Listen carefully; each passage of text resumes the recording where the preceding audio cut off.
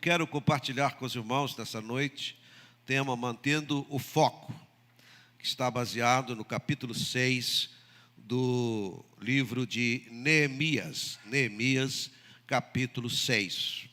Nós sabemos, irmãos, que não é fácil a gente manter o foco, não é verdade? Nós somos todos os dias fustigados por tantas coisas, tantas ofertas, tantas tentações para a gente desviar o nosso foco daquilo que é a coisa principal. Já se diz que o mais difícil para nós é fazer da coisa principal a coisa principal, não é verdade? E a gente às vezes não consegue fazer com que a coisa principal seja realmente a coisa principal na nossa vida, no nosso caminhar, na nossa vida cristã, na nossa família, no nosso trabalho, no nosso estudo, lá no foco. Então é importante a gente manter o foco. E eu trago o Neemias, porque nós estamos falando esse ano muito sobre Neemias, por conta do tema Reconstruindo em um Novo Tempo. E a base de toda essa reconstrução para nós está no livro de Neemias. E por isso eu quero que a gente olhe um pouquinho para a figura desse homem que Deus tira lá do exílio e o traz para Jerusalém, para Judá, para que ele possa então reconstruir os muros, reconstruir a cidade. Ele veio para liderar uma grande reconstrução, uma grande obra. E é interessante quando nós olhamos o Neemias, e podemos ver o seu foco, o quanto ele era focado naquilo que ele precisava, naquilo que ele deveria fazer, enquanto um líder escolhido por Deus. E eu quero começar aqui pelo capítulo 1 do livro de Neemias, quando a partir do verso 4, Neemias diz assim o texto: tendo eu ouvido estas palavras, assentei-me e chorei, lamentei por alguns dias, estive jejuando e orando perante o Deus dos céus, e disse: ó Senhor Deus dos céus, Deus grande e temível, que guardas a aliança e a misericórdia para com aqueles que te amam e guardam os teus mandamentos. Estejam, pois, atentos os teus olhos, os teus ouvidos e os teus olhos abertos para acudires à oração do teu servo, que hoje faço à tua presença, dia e noite, pelos filhos de Israel, teus servos, e faço confissão pelos pecados dos filhos de Israel, os quais temos cometido contra ti, pois eu e a casa de meu pai temos pecado. Temos procedido de todo corruptamente contra ti, não temos guardado os mandamentos, nem os estatutos, nem os juízos que ordenaste a Moisés, teu servo.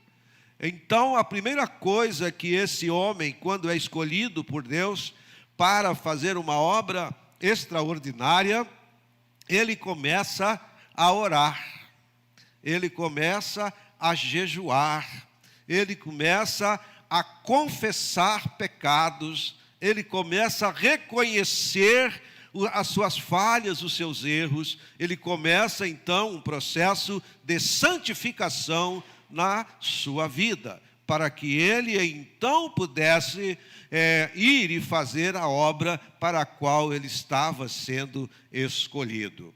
Então, a primeira coisa que a gente olha aqui, quando olhamos para a história de Neemias, ele é um homem chamado por Deus para fazer uma obra grandiosa. E Neemias sabia que não seria um trabalho fácil, mesmo tendo sido esse trabalho ordenado pelo Senhor, dirigido por Deus. Mas ele sabia que havia um grande desafio. Por isso, então, Neemias se lança a recorrer primeiramente a Deus. O verso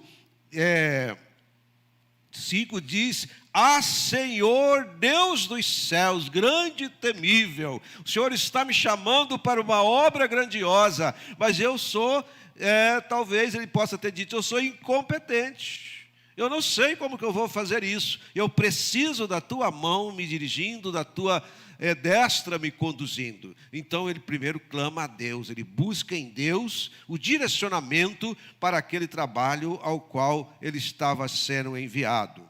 E Neemias, nós podemos ver que aqui no capítulo 1 ele começa fazendo essas colocações, buscando em Deus.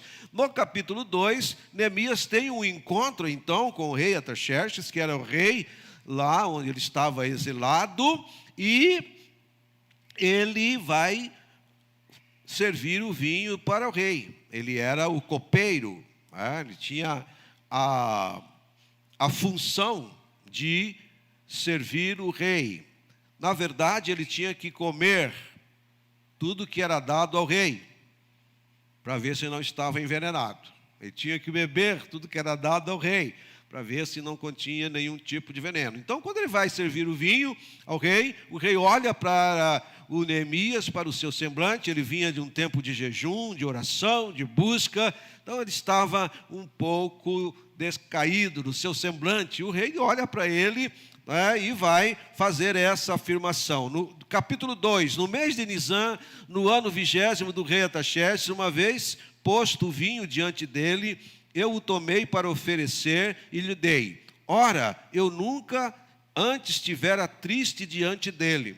O rei me disse: por que estás triste, ó, o teu rosto, se não estás doente? Tem de ser tristeza do coração. Então temi sobremaneira.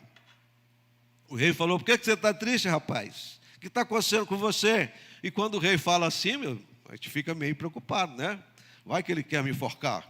E o rei podia enforcar a qualquer hora que ele quisesse.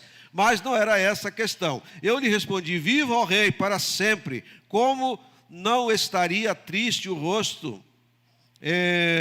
Como não me estaria triste o rosto se a cidade onde estão os sepulcros de meus pais está assolada e tem as portas consumidas pelo fogo? Porque ele havia recebido esta informação das pessoas que tinham chegado de Jerusalém. E quando ele pergunta: como está o povo lá em Jerusalém? Aí ele recebe de Anani, um dos irmãos que havia ido. Ele disse: perguntei pelos judeus que escaparam e que não foram levados para o exílio acerca de Jerusalém. Disseram-me: o restante que não foram levados para o exílio, 1:3 eu estou lendo, não foram levados para o exílio, e se acham lá na província, estão em grande miséria, desprezo. Os muros da cidade estão derribados e as suas portas queimadas. Então essa foi a notícia que ele recebera. Foi a razão pela qual ele foi buscar a Deus. Mas ele não sabia o que ele poderia fazer para ajudar nessa situação. Aí então o rei o vê triste, e aí o rei vai dizer para ele que ele deveria ir para ajudar os seus irmãos. Mas pensa comigo, meus queridos, quando você recebe uma grande oferta, uma proposta muito especial para fazer algo grandioso, e você não sabe o que fazer, você não sabe nem o que você precisa para fazer isso. Quando o Neemias ele tem aquele encontro com os seus irmãos, e eles dizem a situação da cidade, ele vai orar para Deus, ele pede o direcionamento de Deus. Então, quando o rei diz para ele que ele pode ir, olha o que ele diz ao rei. Então diz assim o verso 6: estando o rei e estando a rainha sentado junto dele, me disse: quanto durará a tua ausência?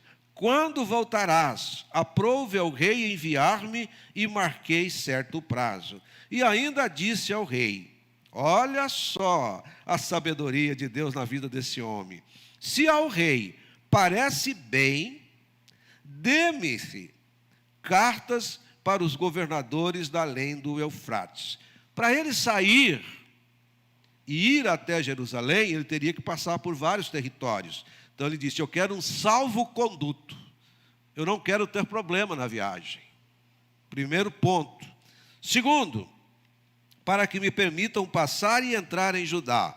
Como também carta para Asaf, guarda das matas do rei, para que me dê madeiras e vigas. Ele sabia o que ele ia precisar para reconstruir. Então ele já foi providenciando, aí ele ia chegar lá com tudo na mão, não é? Madeiras e vigas para as portas da cidadela do templo, para os muros da cidade e para a casa que deverei alojar-me. Tudo ele pede ao rei antes de sair da presença do rei, porque a boa mão do meu Deus era comigo, diz ele. Então ele pede e o rei dá tudo que ele precisa. E ele vai então para a sua missão. Primeira lição que eu quero tirar com os irmãos desse texto interessante é: você não pode ir a lugar nenhum sem antes falar com Deus. Você quer ser bem-sucedido, bem-sucedida em todas as coisas que você vai fazer, fale antes com Deus. Derrame-se diante de Deus. Confesse os seus pecados, santifique-se diante de Deus, e Ele te dará todo o direcionamento. Mantenha o foco em Deus, não tire o seu foco de Deus, isso é fundamental.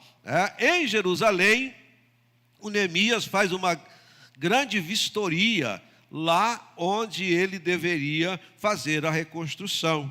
Olha só, ele pede tudo ao rei, o rei lhe dá, ele vai para Jerusalém, ele chega lá, cheguei a Jerusalém, verso 11 do capítulo 2, ele vai dizer: cheguei a Jerusalém, onde estive 3 dias. A viagem deve ter sido longa, a estada nas florestas, cortando madeira, preparando para levar, tudo isso, Então ele chega lá, ele precisou de uns 3 dias para se recuperar. Aí ele vai dizer no verso 12: então à noite me levantei, e uns poucos homens comigo, não declarei a ninguém o que o meu Deus me pusera no coração para eu fazer em Jerusalém. Não havia comigo animal algum, senão o que eu montava. E de noite saí pela porta do vale, para o lado da fonte do dragão, para a porta do monturo, e contemplei os muros de Jerusalém, que estavam assolados, cujas portas tinham sido consumidas pelo fogo. Passei à porta da fonte, ao açude do rei, mas não havia lugar por onde eu pudesse passar com o animal que eu montava. Subi à noite pelo ribeiro, contemplei ainda os muros, voltei, entrei pela porta do vale, tornei para casa. Não sabiam os magistrados aonde eu fora, nem o que fazia, pois até aqui não havia eu declarado coisa alguma, nem aos judeus, nem aos sacerdotes, nem aos nobres, nem aos magistrados, nem aos mais que faziam a obra. Outra coisa interessante, meus amados irmãos: primeiro, que você não pode fazer nada sem antes falar com Deus. Você precisa saber o que Deus quer verdadeiramente que você faça. Você não pode fazer nada sem antes conhecer a realidade, a situação das coisas para a qual Deus está te enviando a fazer. Por isso Neemias, ele faz toda uma vistoria, ele vai a todos os lugares para ver o que ele precisava realmente reconstruir. Será que a madeira que ele levou era suficiente? Será que as pessoas que ele precisava convidar para esse trabalho estavam todas em Jerusalém? Todos os profissionais que ele precisava, todos os homens que ele precisava. Então, antes de começar qualquer coisa, nós precisamos saber o que é que nós queremos fazer. E é isso que Neemias nos ensina: foco naquilo que ele vai fazer. Quando nós não sabemos o que queremos fazer, nós podemos fazer muitas coisas e nenhuma delas darão certas. Então nós precisamos entender o que nós temos que fazer. Isso é estar focado naquilo que somos chamados a fazer. Sabendo nós então o que fomos chamados a fazer, nós vamos lá no capítulo 6 para entender toda essa situação do Neemias. E eu vou ler o capítulo 6 com os irmãos. Nós temos bastante tempo para fazer essa leitura. Então eu farei a leitura completa do capítulo 6. Abra aí Neemias 6, vá lá no seu celular, Olhe também, você que tem celular, você que tem a Bíblia, abra a Bíblia.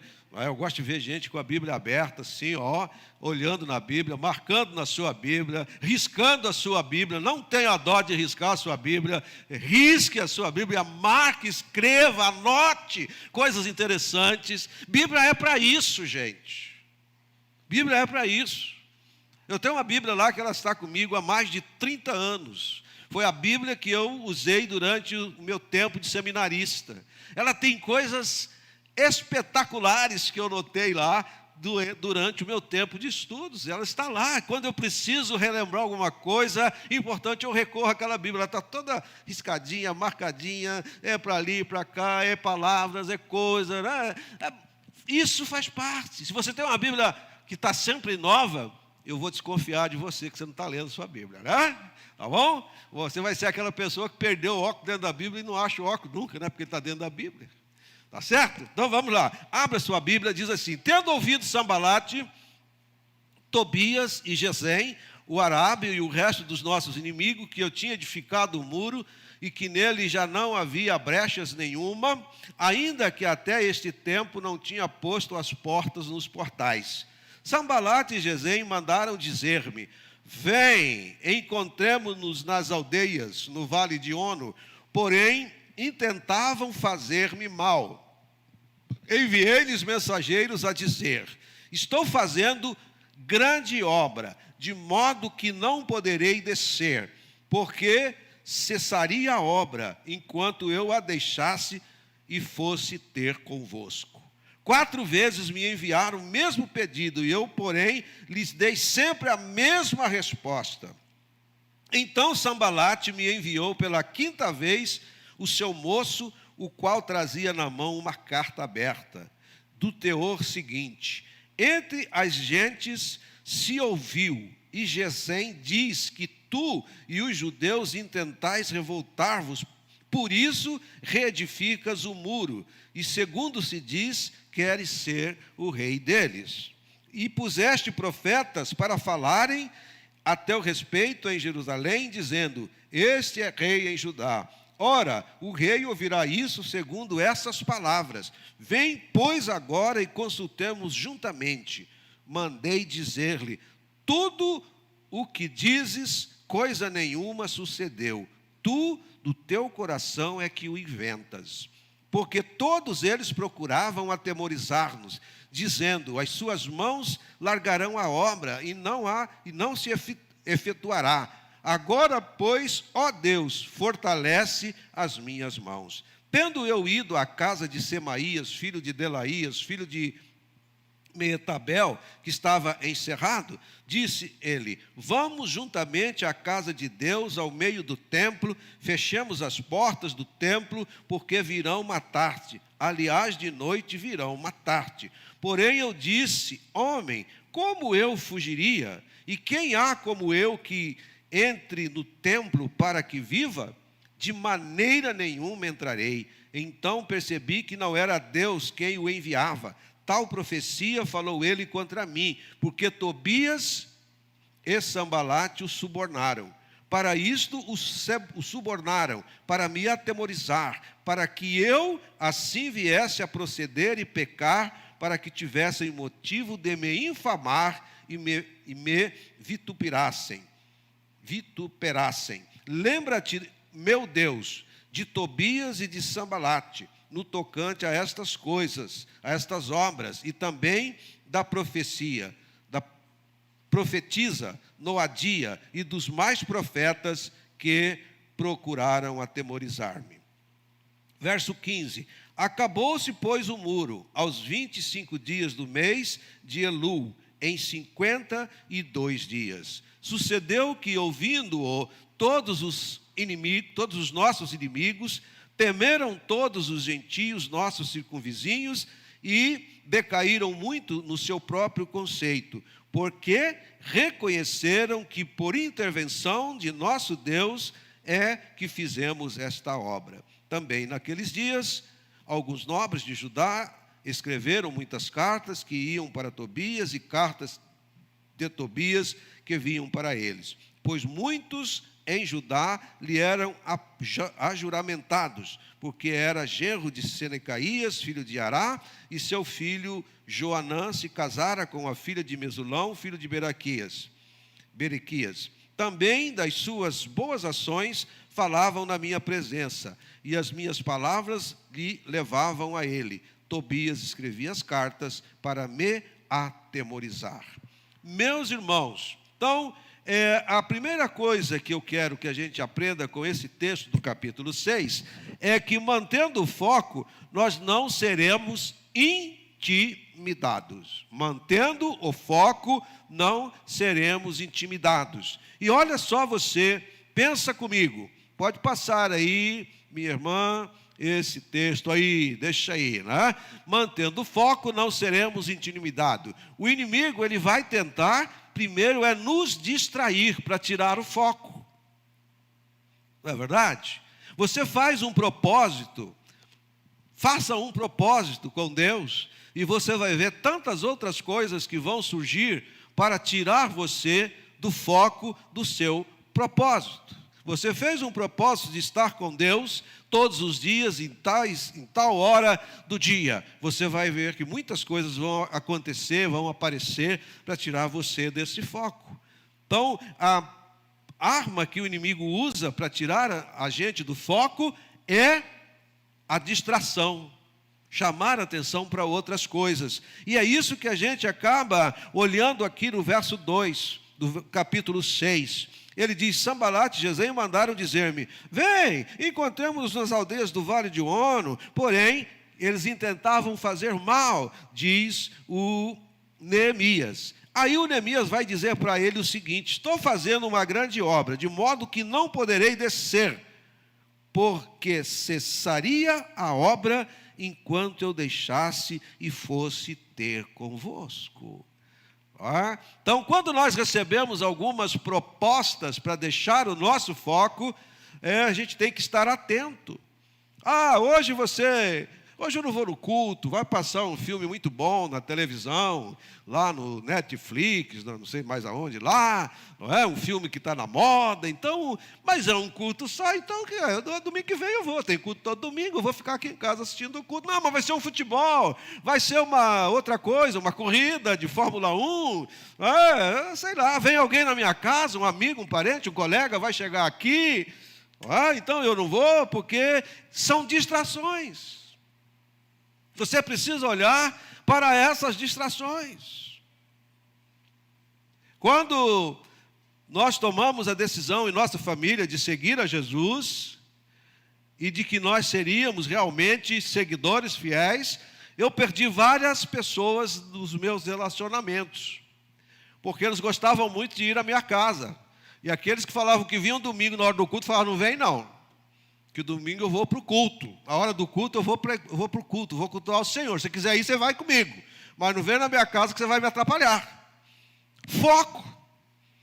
Tem pessoa que gosta de ir na sua casa na hora do culto. Não é verdade?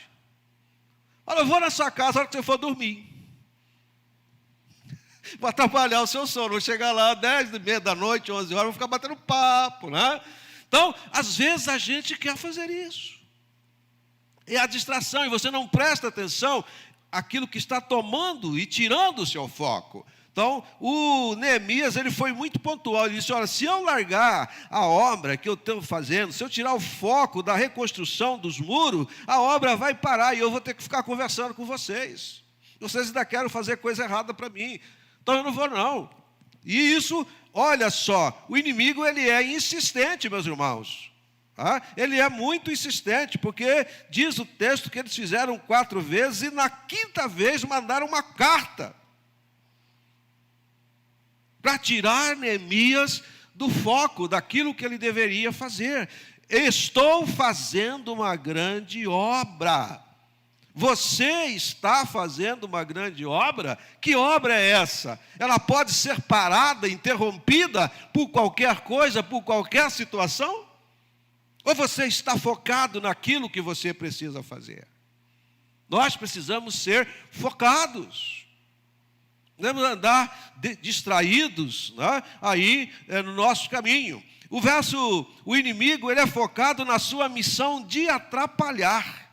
É isso que nos diz os versos 4 e 5. O inimigo, ele é insistente. Ele diz que 4 vezes enviaram o mesmo pedido, eu, porém, lhe dei sempre a mesma resposta: eu não vou entrar na sua provocação. É verdade, irmãos.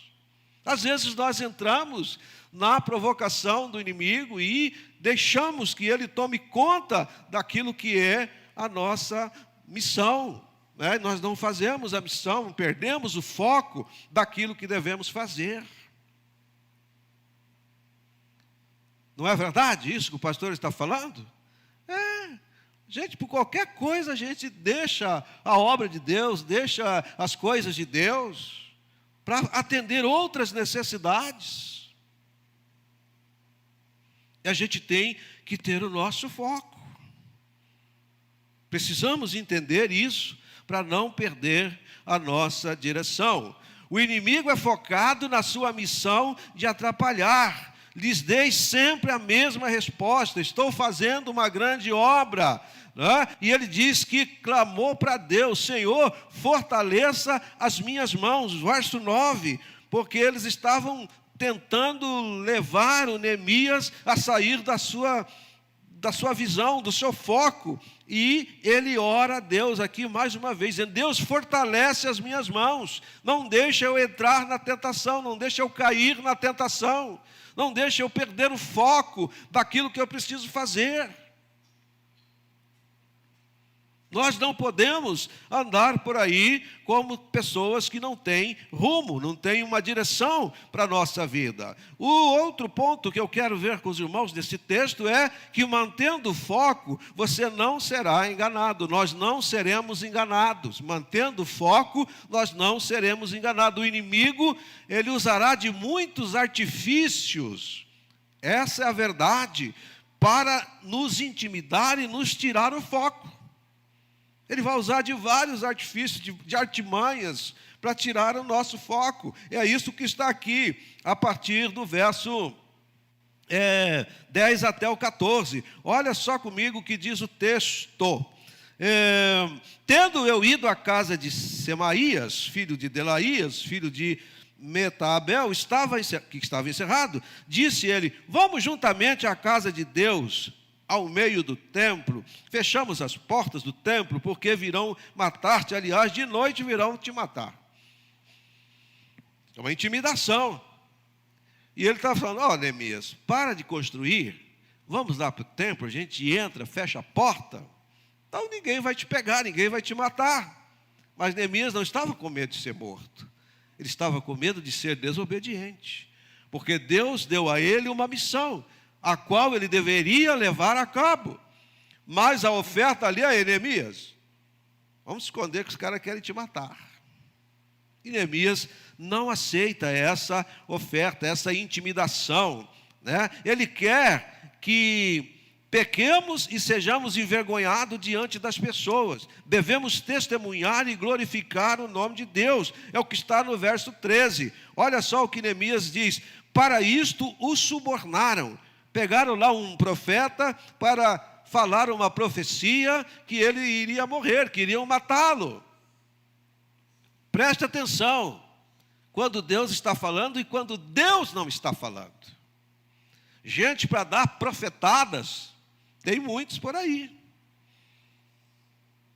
Aí tem crente que faz isso, sai caçando profetas por aí, vendo profetada, né? Vamos ver, lá estão revelando, lá tem Kodak, tem não sei o quê, para revelar para mim, eu vou lá. Não é isso, gente, não é isso que a gente tem que fazer.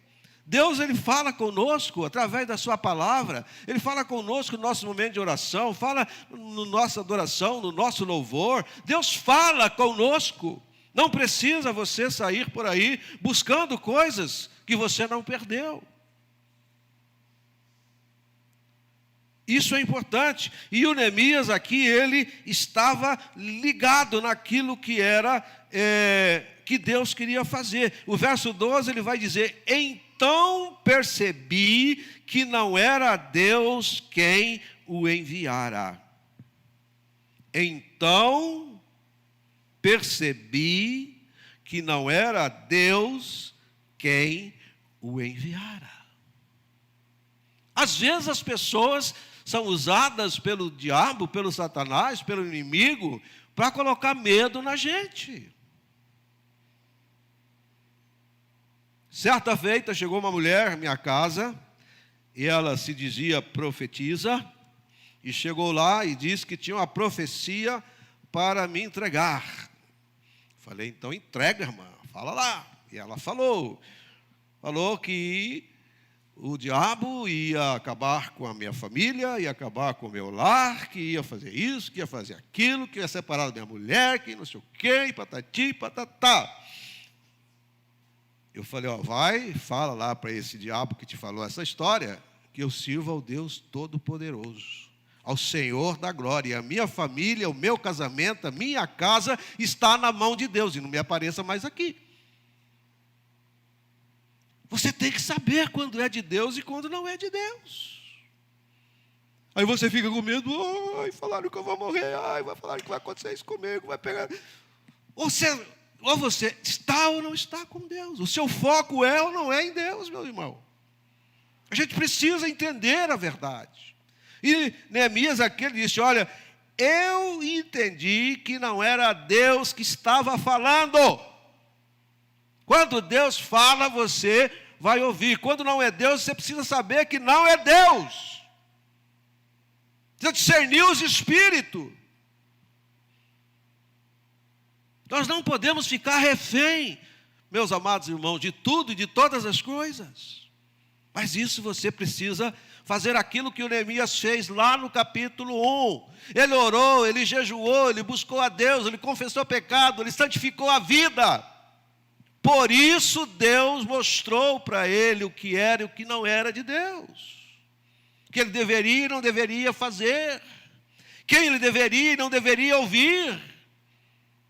É isso que eu preciso entender. É isso que nós precisamos entender. Então ele vai dizer lá, então eu percebi que não era Deus que o enviara.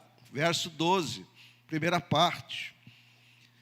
E nós podemos concluir essa conversa de hoje dizendo, se nós estivermos focados, Deus será glorificado. Se nós estivermos focados, Deus será glorificado. Diz o versículo 15, acabou-se, pois, o muro, aos 25 dias do mês de Elul, em 52 dias. Em 52 dias, o Neemias terminou a sua tarefa. Aquele trabalho que era grandioso, ele termina em 52 dias. E depois o que acontece? E sucedeu que, ouvindo-o todos os nossos inimigos, aqueles que queriam prejudicar, aqueles que queriam tirar o foco do Neemias, ouvindo eles que eles haviam terminado o trabalho para o qual ele estava empenhado em concluir, temeram todos os gentios, nossos circunvizinhos, e decaíram muito no seu próprio conceito. Por quê? Diz o texto do verso 16, porque reconheceram que por intervenção de nosso Deus é que fizemos esta obra. Reconheceram que por intervenção de nosso Deus é que fizemos essa obra. Parte final do versículo 16. Nós vamos fazer a obra, nós vamos terminar aquilo que Deus nos manda fazer quando nós estamos focados. E se estivermos focados, a mão de Deus será conosco. Foi isso que ele pediu lá no verso 9, fortaleça, Senhor, as minhas mãos, para que eu termine a obra. E ele termina a obra em 52 dias.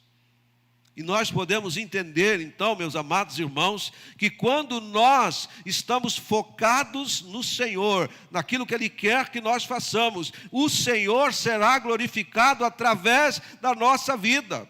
A construção do muro foi concluída, não é? Deus foi exaltado diante das pessoas que não queriam que a obra fosse realizada. A igreja, nós devemos entender isso, meus amados irmãos. Se o nosso objetivo é a glorificação do Senhor, não podemos perder o foco da nossa missão. Nós não podemos perder o foco da nossa missão. E nós falamos aqui que a nossa missão é servir, que a nossa dívida é o amor, que nós queremos exaltar o Salvador, equipar os santos, né? Evangelizar o pecador. Tudo isso é foco que a gente tem que ter. E às vezes nós perdemos esse foco.